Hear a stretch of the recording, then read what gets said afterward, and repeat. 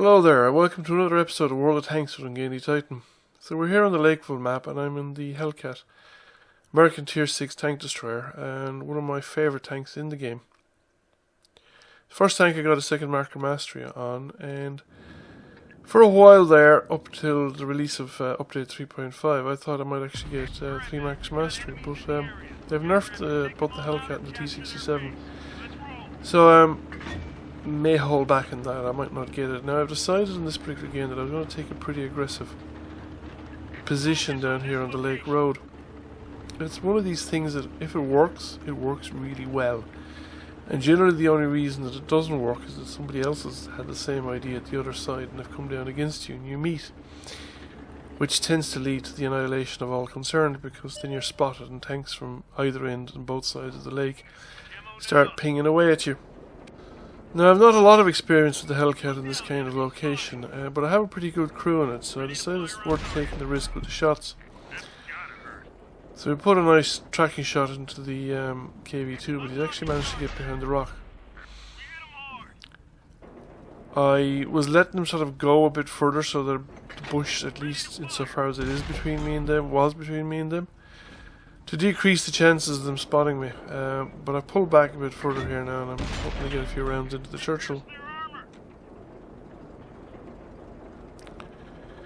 So we've already spotted 5 enemy tanks. We've locked the Churchill in place here, so we have an opportunity for a few more damaging rounds, but the Churchill's dropped out of view range.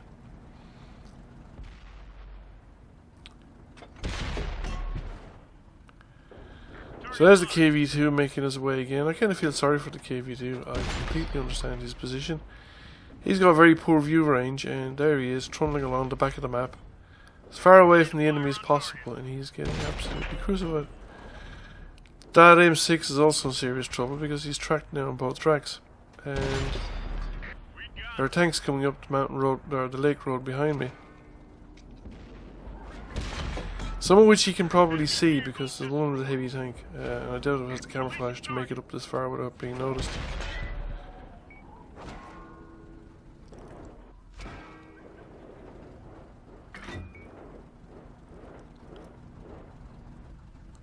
Even I don't have the view range to spot some of the enemy tanks along the back when they're not moving. That VK-3601 is pretty lucky there that I didn't get a solid shot into it rather than just hitting the tracks. KV2 is going to make his escape for this moment, and I bounced one on the back off of that VK. He was quite fortunate there as well, but we managed to get a hit into him as he turns up on the road up towards the square. So I'm waiting here for the KV2 to show because he's going to trundle out in a second, and we shut him down. This has given our team a huge advantage in the town. While the enemy are only 2 tanks down so far, the fact that we have managed to knock so much health off of the tanks coming towards the town has given our team a huge advantage. Even if the enemy team outnumbered our team in the town, we still have a health advantage and a larger hit pool. Fury belatedly decided to come up the road and spotted me, but I've managed to do more damage to him than he did to me. So now that we've scared him off, we can pull forward again, because they kind of know I'm here and I don't really want to be hanging around in the open. The Churchill is reversing there back through the houses, and if he goes back far enough I'll get a shot on him. Meanwhile I have a line of sight in the Hellcat, so I take about half his remaining health off. And now the Churchill's in the open again, so we do another substantial hit to the Churchill. And somebody finishes them off before we manage to do so. So now it's a question of what have the enemy got left in their base. The Fury's already engaged in tanks that are coming out of the edge of the town. So, coming here to the rise, I immediately get spotted. I don't see the Jagdpanzer IV immediately. But now that I see him, he has put a solid hit into me, but like he's not really a threat. And the thing that I really don't get is what is he doing down there. He's been hiding basically at the back of the cap circle. A very valuable gun, not in the fight for the first, what, 4.5 minutes. So he gets 1 hit, maybe 2 hits, and He's gone now any second. It's only a matter of which of us get him first. So he's finished off. And the remaining enemy tanks are in the swamp area on the western side of the map. Now I decided I don't want to go immediately around the corner and face into possibly heavy tanks coming back to defend the cap circle, which I thought they might do. It would be the obvious thing to do, but they may or may not have realised that we're here. So I'm going around the back of this rock formation where I might get a better position if they are going to come around.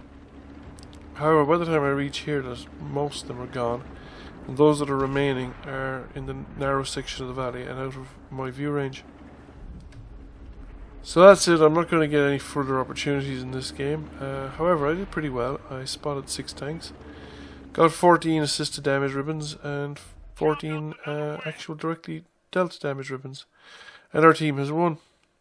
So that's just a question of seeing what the results are. So 3,105 damage, 1,382 assisted damage, a high caliber, a first class, or an ace tanker mastery, sorry, and a second 2 marks of excellence. Now I already had 2 marks of excellence in this tank, but I had dropped below the 85% damage standing. So I'm back up again.